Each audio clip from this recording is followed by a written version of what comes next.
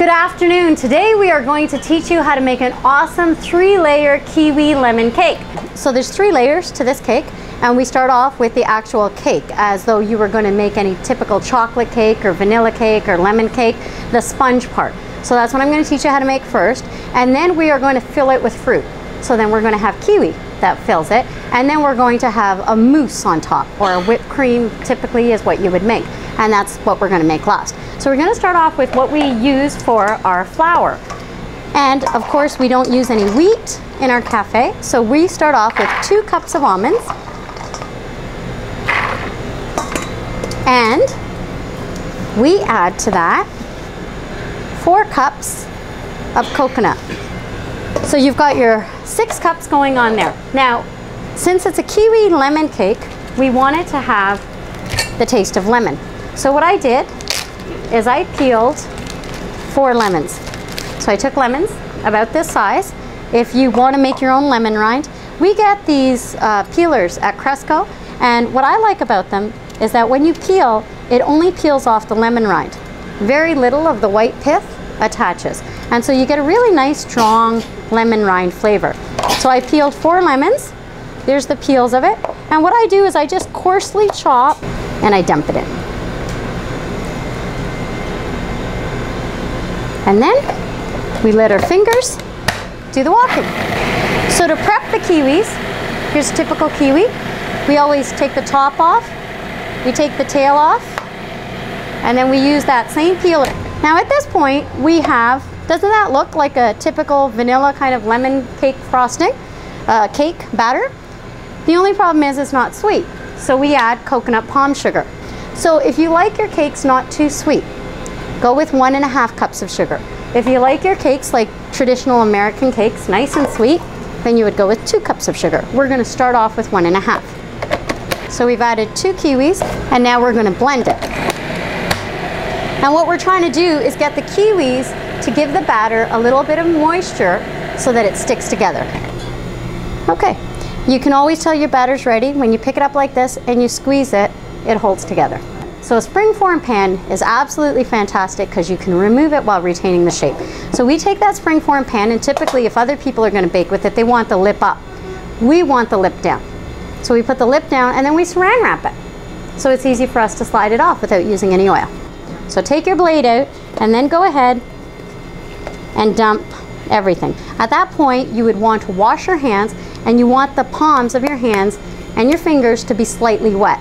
And the reason why you're doing that is because you don't want the batter to stick to your hands now. And you just push it down all the way around. So that's our cake. Okay? Nicely flattened in there like that.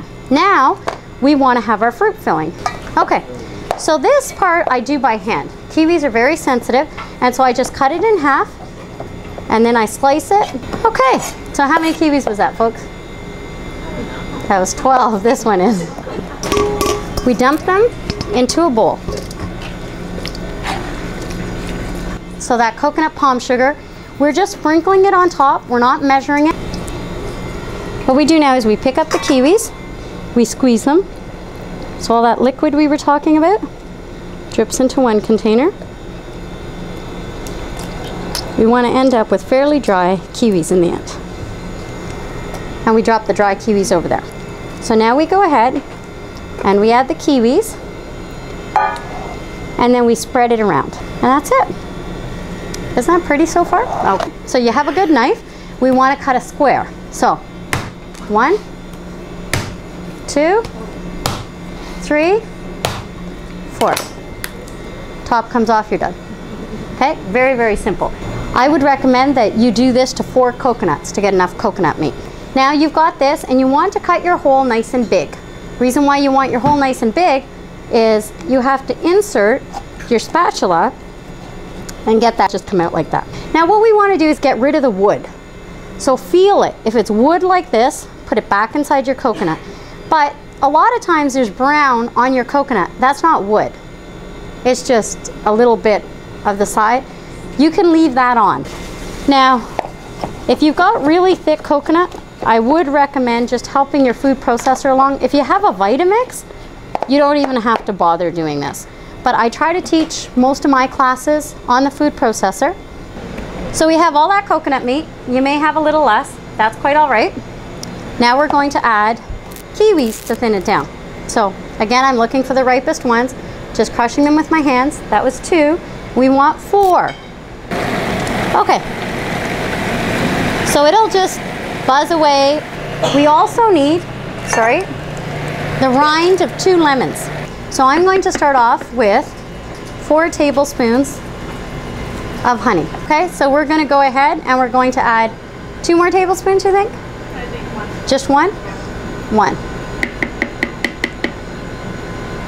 Well, I think she's wrong, so we're going to compromise at 1.5. Okay. All right. So in the Vitamix, it would have come out smoother than this, but I think that's pretty smooth. So typically you would take this cake, if it had been a cooked cake, and you would put it in the oven, right?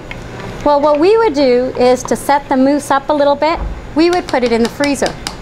You could put it in the freezer for like 25 minutes, and then the mousse would be nicely solidified. Okay. And that is our beautiful 3-layer kiwi cake.